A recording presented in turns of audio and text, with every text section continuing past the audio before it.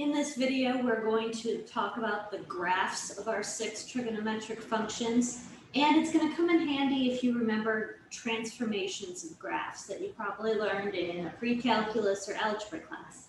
I'll put a link in the description below to the video I've done on graph transformations because that will come in handy throughout the course of this video. So, graphing our trig functions. We're going to start by just graphing our sine and our cosine.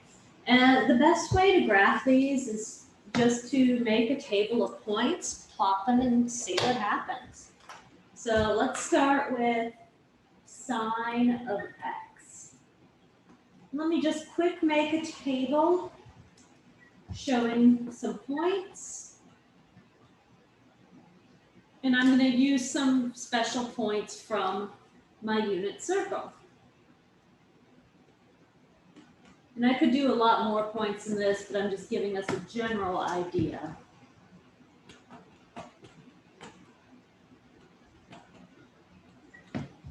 So if I had x is 0, well, sine of 0 is 0.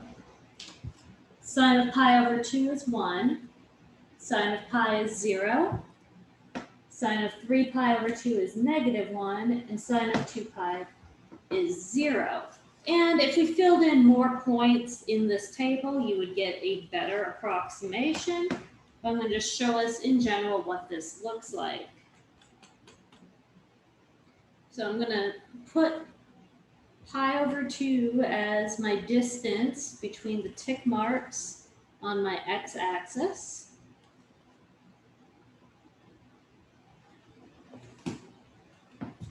And I'm going between a -1 and +1 for my y-axis. So let's plot these points that we have. 0, 0, pi over 2, 1, pi 0, 3 pi over 2, -1, 2 pi 0.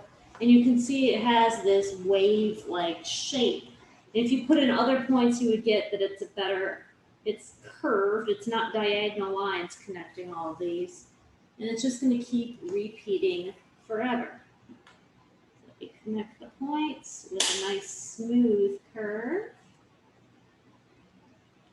And it's just going to keep going up and down like that forever.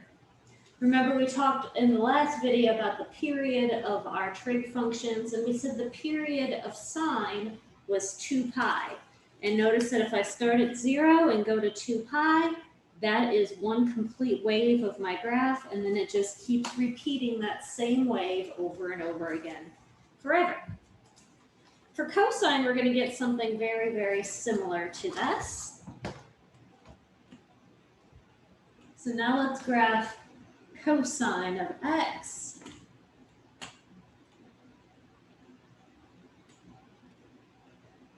Let me just erase my graph of sine real quick. And we'll graph our cosine on this instead.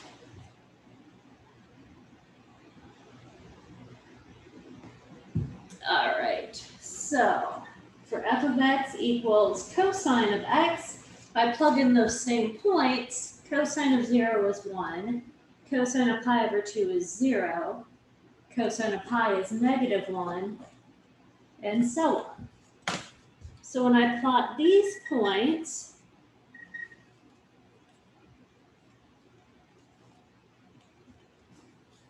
you're going to get the same sort of wave pattern as your sine, it's just shifted.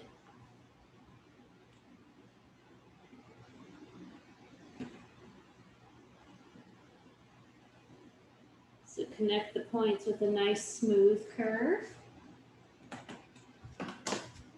And we see our graph is repeating forever. And this is going to eventually turn around. So let me do it like that. All right, and notice that again, if I start at 0 and go to 2 pi, I've completed that part of the graph, and it's going to repeat that same shape forever. So our cosine graph and our sine graph are very similar. It's just shifted a little bit. And let's write down some properties of these graphs.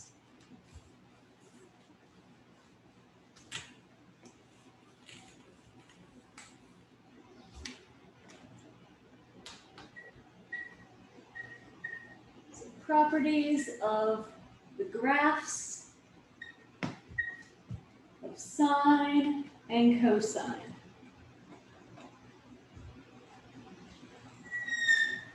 Well, the domain for both of them is negative infinity to positive infinity. You can plug in any value we want, but my range just goes between -1 and 1 and just oscillates between those two. They both have a period of 2 pi, and the graphs look exactly the same, but they just differ by a horizontal shift.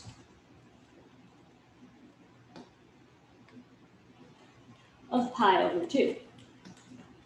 So we just can pick up one graph, shift it by pi over 2, and you're going to have the other graph. Now let's try to get some more complicated looking graphs involving sine and cosine. But it's important to remember that basic shape that they both have, oscillating between 1 and -1 and a nice smooth curve like that. So now let's talk about graphing a times sine of x or a times cosine of x, where a is some number. Well, something that we call the amplitude of the function is the absolute value of a. And this represents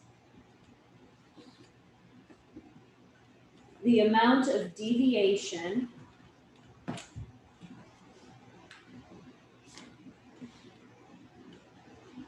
from the central position.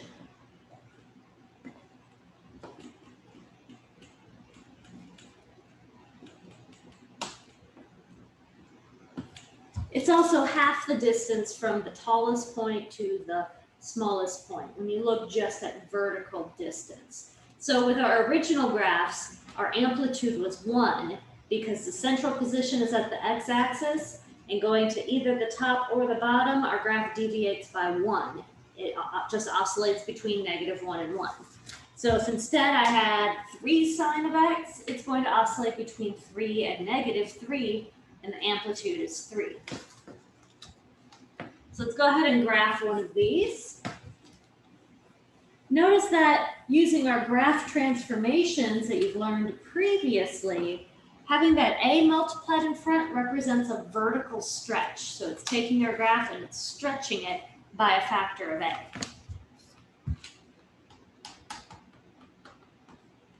So let's graph y equals 2 cosine of x. So this is saying that I'm going to have an amplitude of 2, the absolute value of that a, and this is taking our cosine x graph and vertically stretching it by a factor of 2. So we can get the graph by multiplying all of our y coordinates by 2, which makes it stretch. So the way I would set this up, well, here's negative pi over 2, pi over 2, pi, 3 pi over 2, 2 pi, 1, 2, -1, and -2. All right, so remember our cosine of 0 started at 1, but since I'm now vertically stretching by a factor of 2, instead of having a point at 0, 1, it's going to be up at 0, 2. Cosine of pi over 2 is 0, so when I multiply by 2, it's still at 0. So the only thing that's changing on this graph is where I was at 1 and -1 before, now I'm at 2 and -2. So it's just getting taller. But the general shape is still the same. Still have a nice smooth curve, making a nice wave. Connecting the points, it's just going up to 2 and down to -2 instead of just going between -1 and 1. So my amplitude is 2 because the change from the center of the graph to the tallest point would be 2. All right, so that's how we deal with our vertical stretches, just the same way that we would do it with any other function with a vertical stretch. So now let's talk about ones that look like f of x equals a sine of bx or a cosine of bx. So we know that that a in the front is going to vertically stretch our function, adjusting our amplitude. And that b inside the argument, we know from our graph transformations that that's going to be a horizontal stretch or shrink depending on the value b. So we already know our amplitude is going to be the absolute value of a. And what happens with this b is that it actually affects the period of the graph. Instead of it being 2 pi, you get 2 pi over b for your period of the graph. So that's going to possibly make it oscillate up and down quicker or slower depending on the value of b. Let's graph one of these using our transformations and just adjusting the period and the amplitude.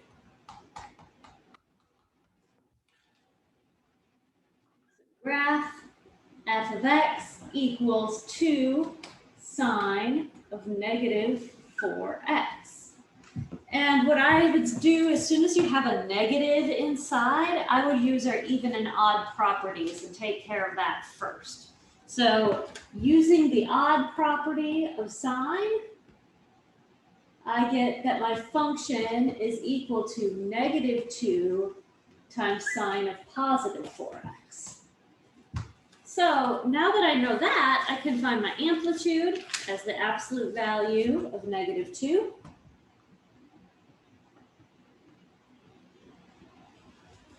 Which is 2. And then this 4 inside is going to adjust my period. My period is going to be 2 pi over that b, so 2 pi over 4, which is a period of pi over 2. And now remember what a period means. We made a period of 2 pi. It meant we completed one full cycle of the wave between 0 and 2 pi. Now we're going to complete one full cycle of the wave in a distance of pi over 2. So it's oscillating much, much quicker. So let's draw what this is going to look like. I'm just going to draw one period of the graph. So normally when I set this up, I go negative pi over 2, 0, pi over 2, pi, 3 pi over 2, 2 pi, and that gets me one period over here, and I'm kind of doing a little bit to the left. But this time our period is pi over 2 rather than 2 pi.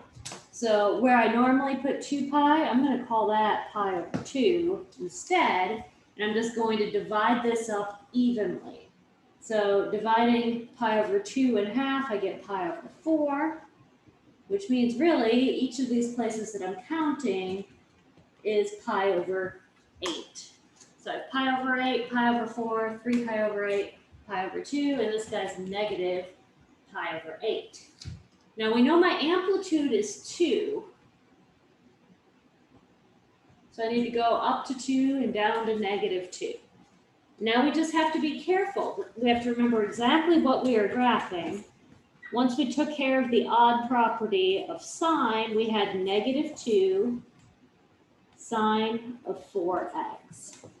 So I know that I can just graph it like a normal sine now that I have it set up to scale, but the 2 is going to stretch it by a factor of 2, meaning that anything that was 1 is now at 2, but then this negative is going to flip everything across the x-axis. So sine of 0 is 0, so even multiplying by that negative 2 in the front, we're still going to be at 0. And we know that the standard way that this goes is it then goes up and then starts our wave down. We always start going up. But since I'm reflecting across the x-axis, I'm going to be going down first instead of up. So I'm going down, then I'm going back up. And you just complete the pattern like usual. You don't even have to plug it all in as long as you've divided your interval up evenly. And then I can just connect it with a nice smooth curve.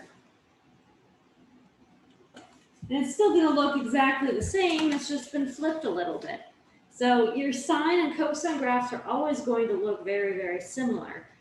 This doesn't make it quite as obvious that it's oscillating faster unless you really pay attention to how I've labeled all of my spacing on this particular graph.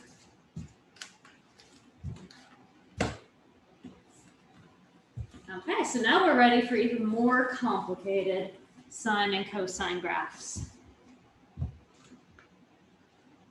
So if we have f of x equals a sine of bx minus c, or a cosine of bx minus c, the first thing I want you to know, and I'm just going to write it using sine, the same thing applies for cosine. But a sine of bx minus c is equal to a sine of b times x minus c over b, if I factor out b. The reason I wrote it this way is to remind you of your graph transformations. When you're subtracting inside with your x, this is a horizontal shift to the right. And we're going to be shifting to the right by c over b units. In this particular situation, we call that a phase shift. So let me just label this here. This is a horizontal shift to the right, and it goes c over b units, and this is called the phase shift for our trig function. So we're going to do a graph where we have to identify the amplitude, the period, and the phase shift, and then graph what this thing looks like.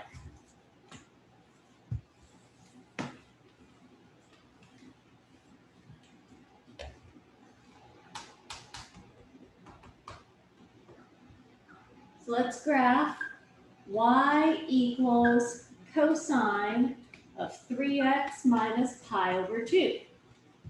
First thing we should do, let's find our amplitude. Remember, the amplitude is absolute value of a. And in this case, the a is 1. It's the number multiplied in the front. So I get 1 for my amplitude. So it's still going to be oscillating between 1 and negative 1. Now let's look at our period. Remember, the period is given by 2 pi over b. My b in this problem is 3.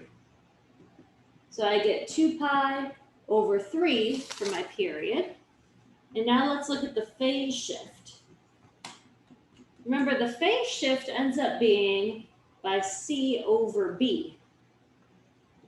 My c over b is going to be pi over 2 over 3, which is pi over 6. So this means that we're shifting to the right by pi over 6 units. Okay, so now that's all the info that we need to draw our graph.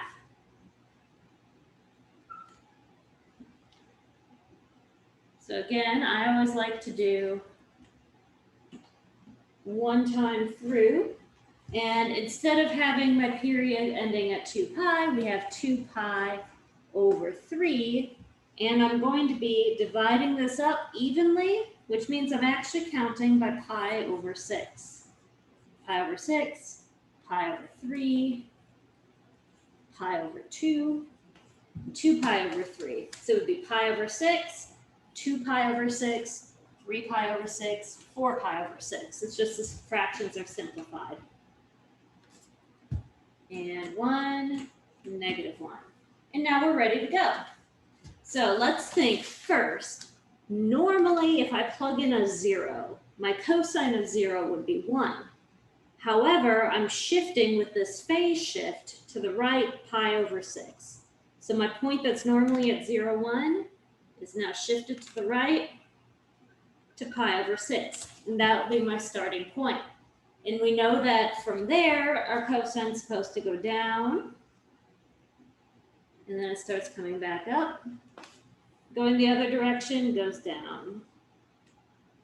And then we just connect.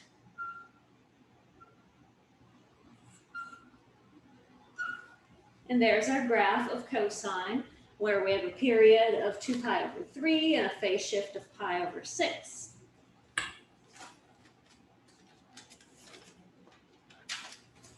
All right, so now we're ready for the most complicated types of these graphs, putting a whole bunch of things all together.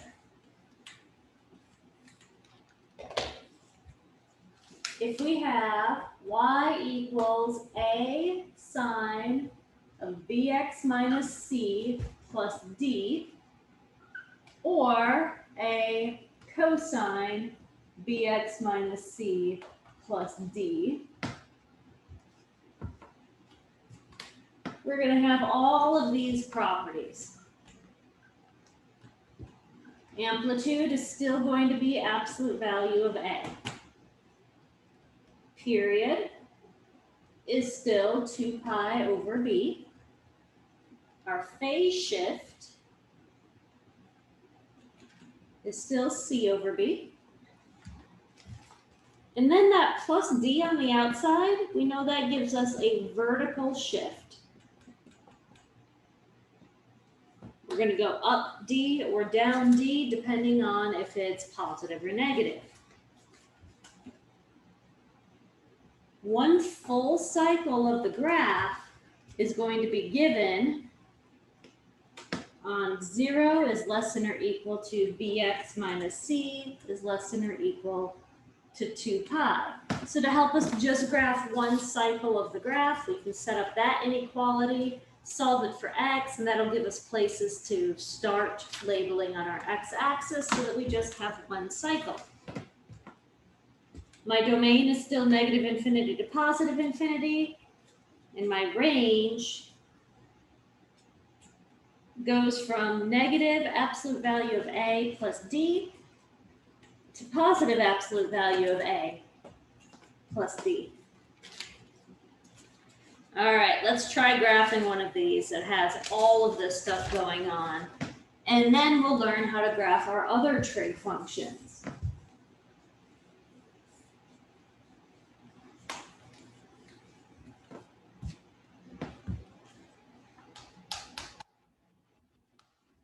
So let's graph y equals negative 2 times sine of negative pi over 6x minus pi over 2 plus 1. Well, the first thing I would do, I don't like this negative in front. I don't like my b to be negative. So let me factor out that negative and then use one of my properties of sine being an odd function. So y is equal to negative 2 sine of negative pi over 6x plus pi over 2 plus 1. So I factored out a negative. And then using the fact that my sign is odd, I get y is equal to 2 sine of positive pi over 6x plus pi over 2 plus 1. All right, so now I know my amplitude is 2, the absolute value of a. My period is 2 pi over b, 2 pi over 6, which simplifies to 12. Well, that's interesting. There's no pi anymore, but that's okay. It's still going to work out just fine. My period is 12. Phase shift is c over b. But remember, we had this written as a bx minus c when we identified our phase shift as c over b. So I need a minus in here. Well, I have a plus. That means my c is negative. So c is negative pi over 2, and my b is pi over 6. And so when I simplify c over b, I get negative 3.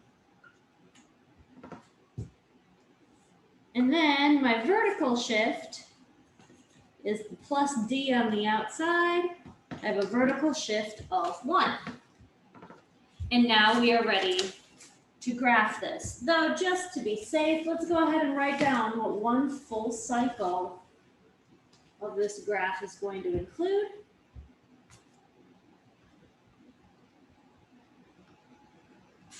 So one full cycle of the graph occurs when 0 is less than or equal to pi over 6x plus pi over 2, which is less than or equal to 2 pi. If I subtract pi over 2 from both sides, and then divide everything by pi over 6, I get negative 3 is less than or equal to x is less than or equal to 9. Notice our period is 12, and I do have a distance of 12 between negative 3 and 9. This is just telling me that if I want to include just one cycle on my graph, I can start my x-axis at negative 3 and go to 9, and I'll have a complete cycle. All right, so now let's go ahead and make this graph.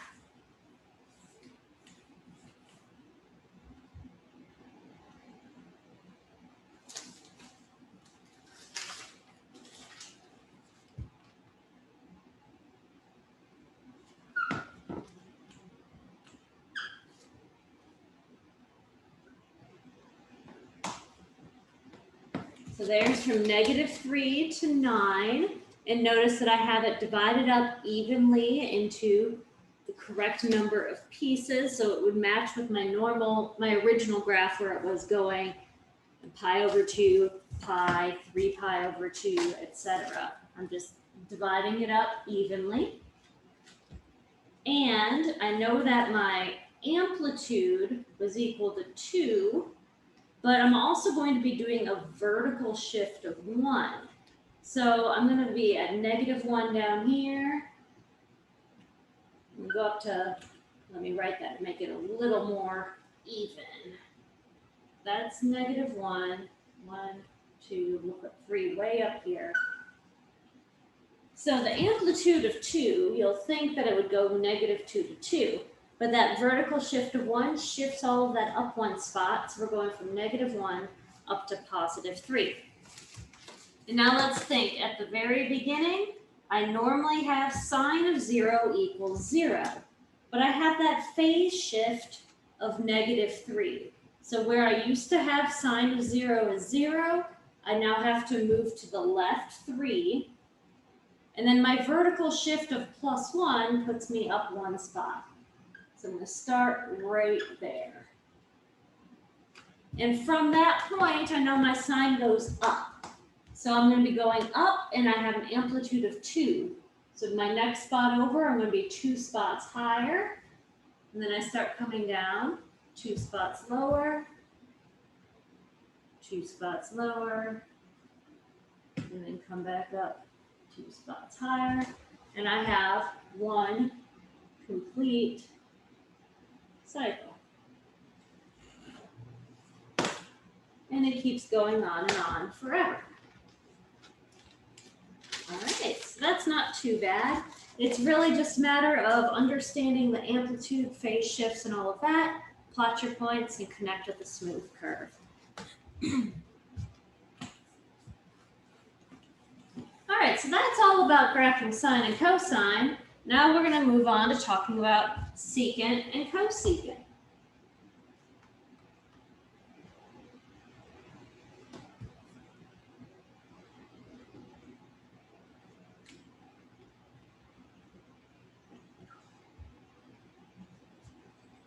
And I'm going to start with cosecant. So let me make a table of points.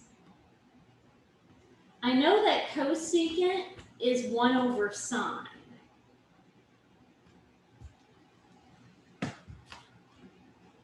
So I'm going to take some of my values of sine and use that to help me graph my cosecant. So when x is 0, my sine of 0 is 0, but that means cosecant, which is 1 over sine, is going to be undefined. Now, let's just take a look at pi over 6. Sine of pi over 6 is 1/2. So cosecant of pi over 6 is 2. At pi over 4, I have square root 2 over 2, which is about 0.71. And that means my cosecant is 2 over square root 2, which simplifies to square root 2, which is about 1.4. If I look at pi over 3, I have square root 3 over 2 for my sine. That's about 0.87.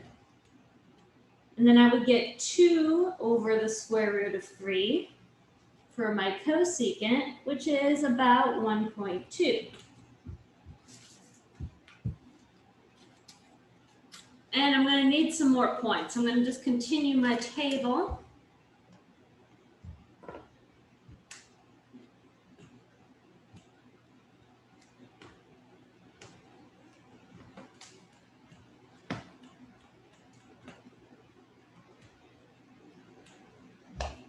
Continuing my table, if x is pi over 2, sine is 1, so cosecant is also 1. When I have 2 pi over 3, I get square root of 3 over 2 again, so that's about 0.87. So I get 2 over root 3 for my cosecant again. That's about 1.2.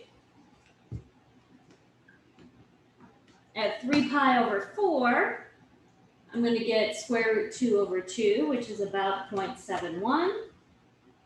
So my cosecant is square root of 2, which is about 1.4.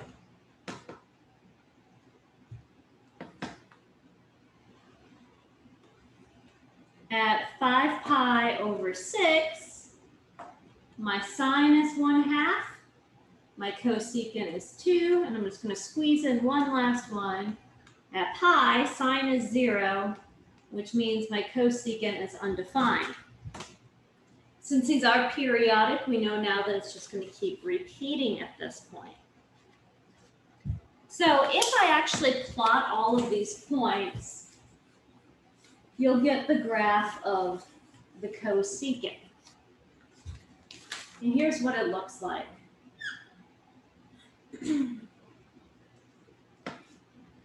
So here's pi over 2, pi, 3 pi over 2, 2 pi, negative pi over 2, and I would keep going from there. We had our cosecant was undefined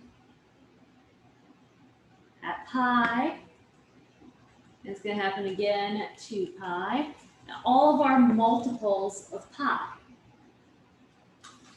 And I had that at pi over 2, my cosecant was 1. If you plot your other points that we had put in our table, your cosecant looks like that. It sort of looks like a parabola shape. It's not really a parabola, but it matches those vertical asymptotes. If I went on and continued over here, at 3 pi over 2, I'd have a point at -1, and it would have a very similar shape just going down, matching my vertical asymptotes. Same over here, I'm going to have a point down here at -1, matching the vertical asymptotes. And it just keeps repeating like this. Now, something that's quite interesting, let me just draw what the graph of sine looks like on the same graph. So I'm going to graph my sine function in red.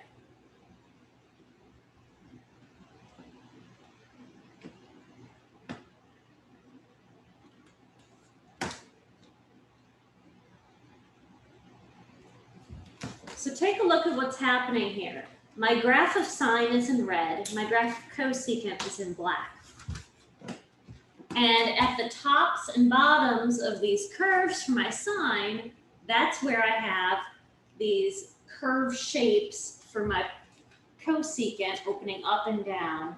And then I have my vertical asymptotes matching up wherever I have x-intercepts of my sine function. So that's kind of interesting. And that's actually going to help us when we get to graphing more complicated versions of these.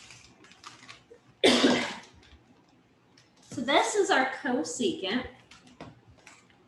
The graph of secant can be found doing a very similar thing, making a table of points using our cosine graph. But to save us a little bit of time, I'm just going to draw us what this graph of secant looks like.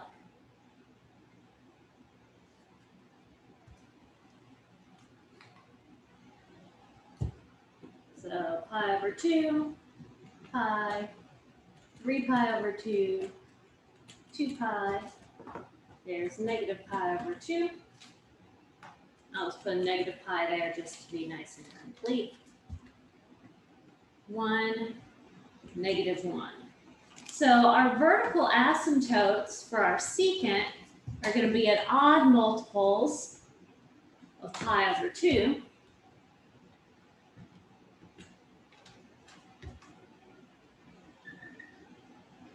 But it's still going to have this very similar type of graph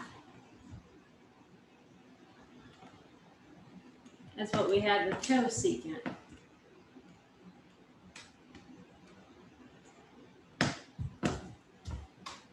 And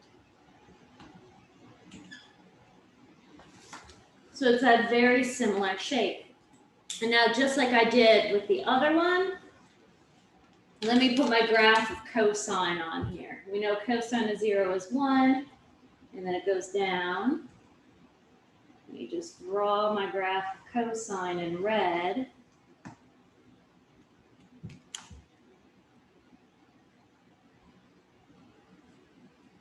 So I have cosine in red, and you see it has that same relationship with our secant as our sine did with cosecant.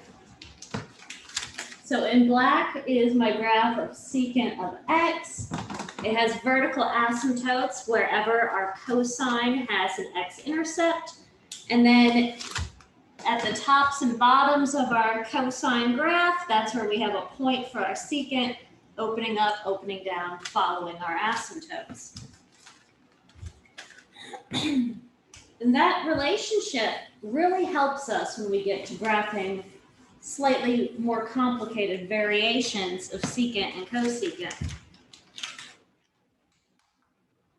So, to graph variations of secant or cosecant, first graph the reciprocal function,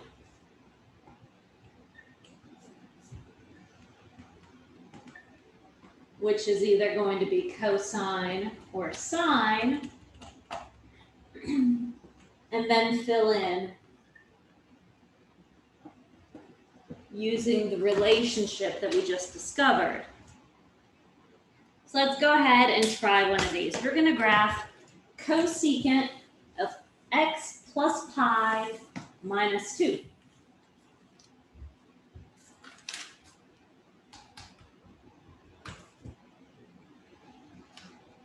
So graph y equals cosecant of x plus pi minus 2. So the reciprocal function of cosecant is sine. So the first thing I want to do is graph sine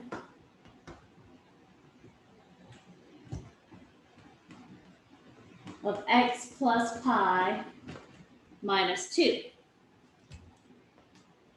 We have an amplitude of 1. We have a period of just 2 pi because my b is 1, so 2 pi over b is still 2 pi. I have a phase shift of my c over b. Remember, this is supposed to be a minus in here when we're writing our general form, so my c is negative pi. And my b is 1, so phase shift is negative pi. And then I have a vertical shift of negative 2. So I'm going to graph a sine function that has all of those properties. and then fill in what my cosecant is supposed to look like. All right.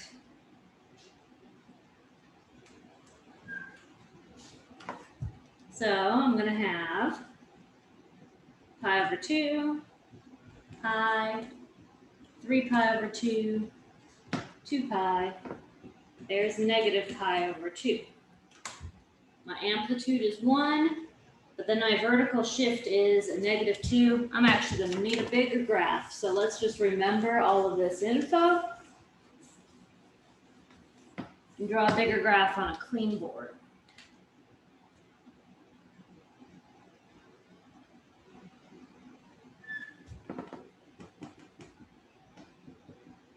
So let me relabel my x-axis.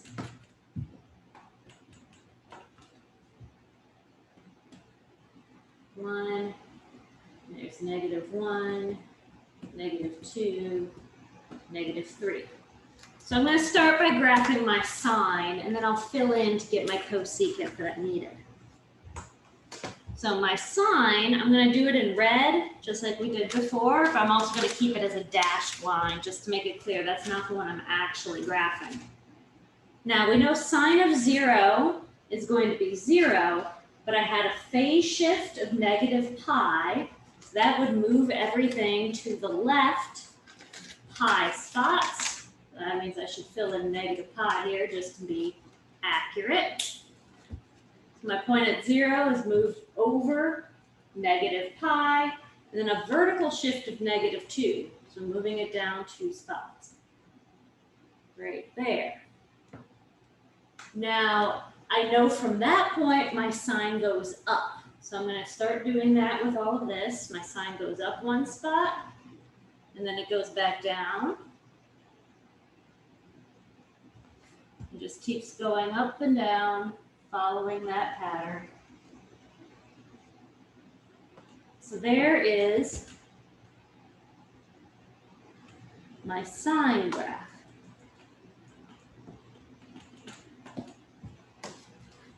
So then what does the cosecant look like?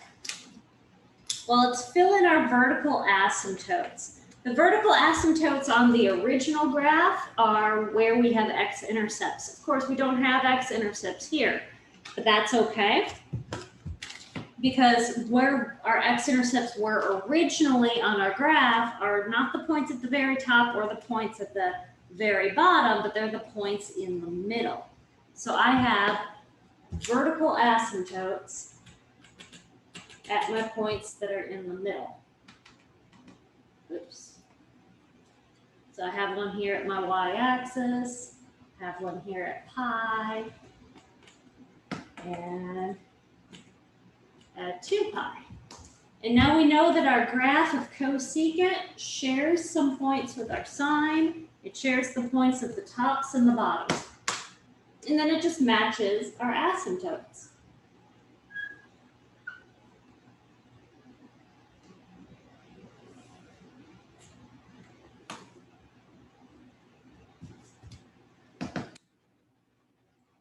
And so there's my graph of the cosecant.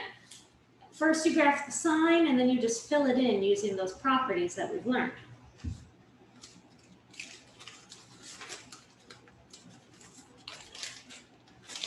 So that's how you deal with secant and cosecant graphs. Now what about tangent and cotangent?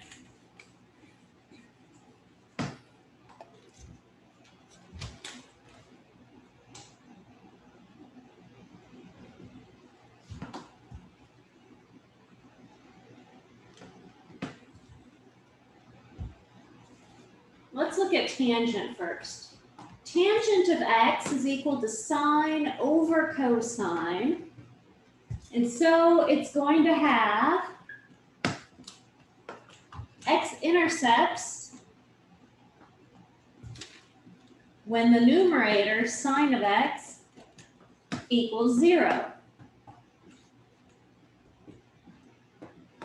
That happens at multiples of pi. And I know I'm going to have a vertical asymptote when the denominator is 0. So when cosine of x is 0. Well, that happens at odd multiples of pi over 2. So pi over 2, 3 pi over 2, and so on. So I know those things are going to be true. And now let me get a few points just to get a better idea of the rest of the graph.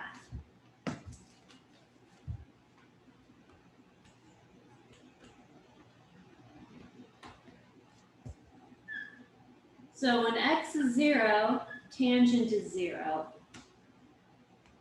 Let me just look at my special points. Pi over 6, pi over 4, pi over 3, pi over 2.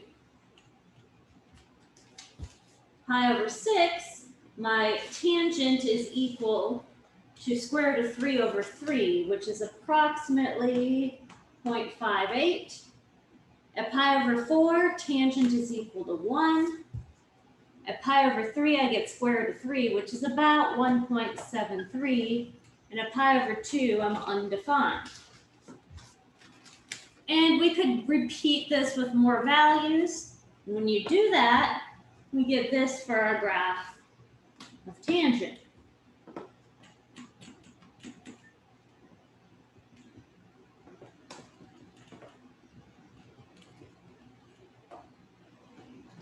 So again, we have x-intercepts at multiples of pi. And I have vertical asymptotes at odd multiples of pi over 2. The points that we have filled in up here will give us this part of the curve. You see it's getting bigger and bigger as we approach that asymptote. If I check values between negative pi over 2 and 0, we get a similar shape but go in the other direction. And this just keeps repeating.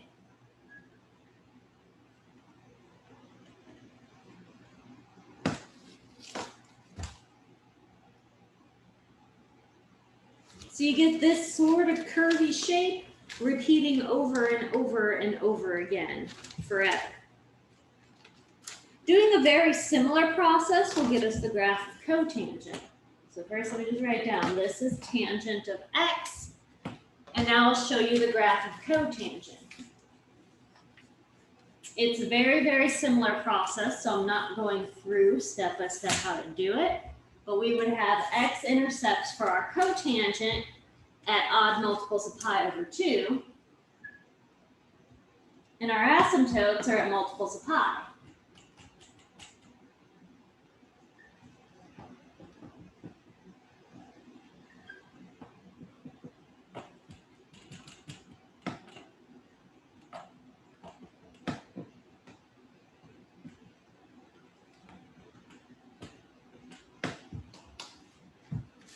And so this vertical axis here is also an asymptote, and you're going to get the same sort of shape.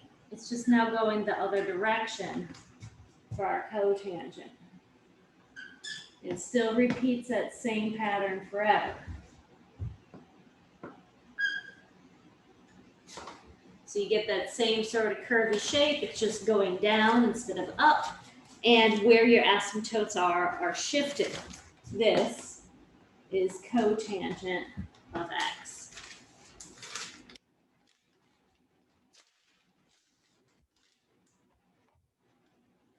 So that's just the basic graphs. What if we have to graph something a little more complicated involving tangent or cotangent? So to graph y equals a times tangent of bx minus c, or a cotangent of bx minus c, we should follow these steps. First, find the interval between two consecutive vertical asymptotes.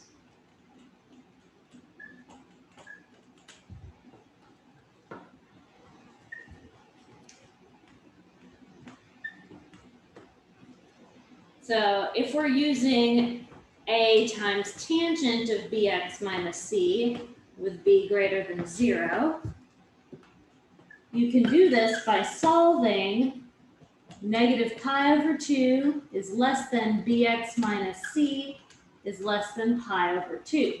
Solve that for x and it gets you the interval between two consecutive vertical asymptotes. For the cotangent, again with b greater than 0, you just have to solve 0 is less than bx minus c is less than pi to give you the interval between two consecutive asymptotes.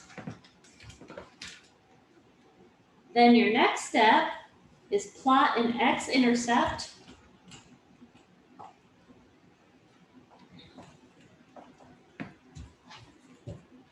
halfway between our vertical asymptotes. And then you just sketch the general shape that you know using some extra info. So sketch the general shape.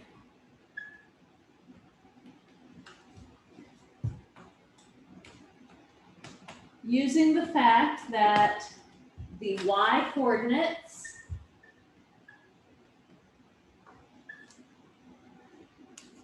for points midway between vertical asymptotes and x-intercepts are plus or minus a. And then you just have to remember for tangent, you're going up, and for cotangent, you're going down, and that helps you figure out the rest of the graph. So I'm going to graph one with tangent and one with cotangent, and that will finish up this graphing video for us. So example, graph y equals 4 tangent of pi over 2 x. So first, let's find the interval between two consecutive vertical asymptotes. Since it's a tangent, I have to solve the inequality. Negative pi over 2 is less than my pi over 2x is less than positive pi over 2. So if I divide by pi over 2, I get negative 1 less than x less than 1. Now I'm ready to graph this.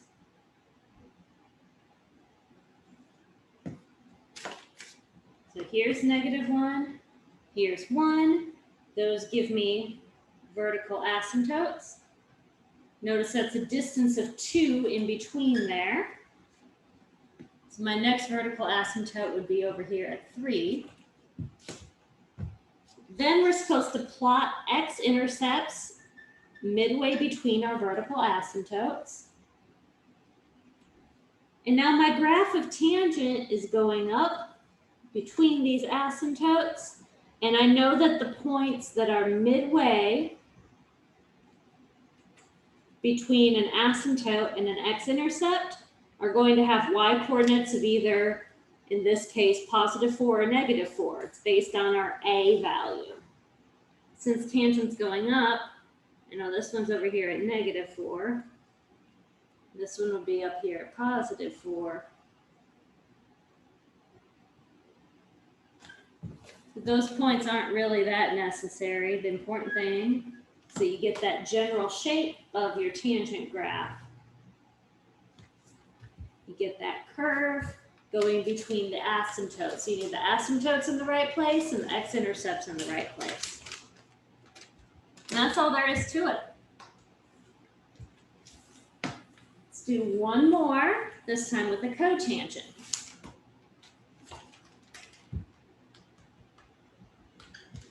Let's graph y equals cotangent of x plus pi over 2 minus 3. So that minus 3 just is going to shift everything down 3. But first, let's find our interval between consecutive vertical asymptotes. Since I have a cotangent, this time I have to solve the inequality between 0 and pi. So if I subtract pi over 2 from both sides, I get that my vertical asymptotes, I have negative pi over 2 and pi over 2, and that will get me the idea for my graph. Let me shift that up.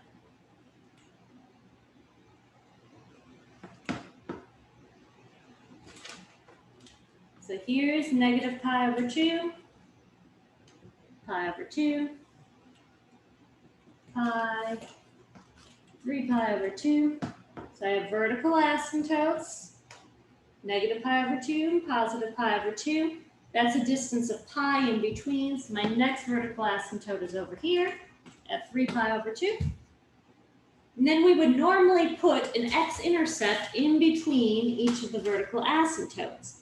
But I have this guy right here, vertical shift of negative 3. So instead of having an x-intercept at that point, it's actually down here at negative 3. And then the rest of it is just following the shape of cotangent. And that is not enough room. So my apologies. Let me redraw it where I can actually draw the graph looking decent.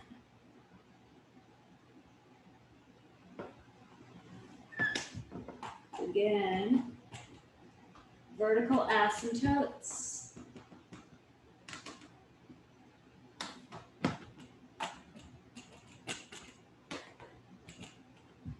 One, two.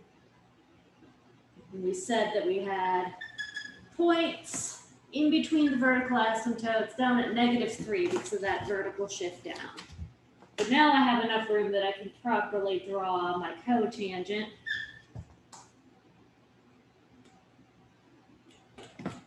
Which has that moving downward shape matching those asymptotes.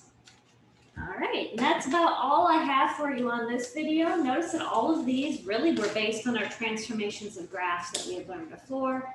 So you might want to check that video out if you're not as familiar with those. If you have any questions, feel free to drop them below. If you're a current student, you can also ask in office hours, email, or class. And I'll see you guys next time.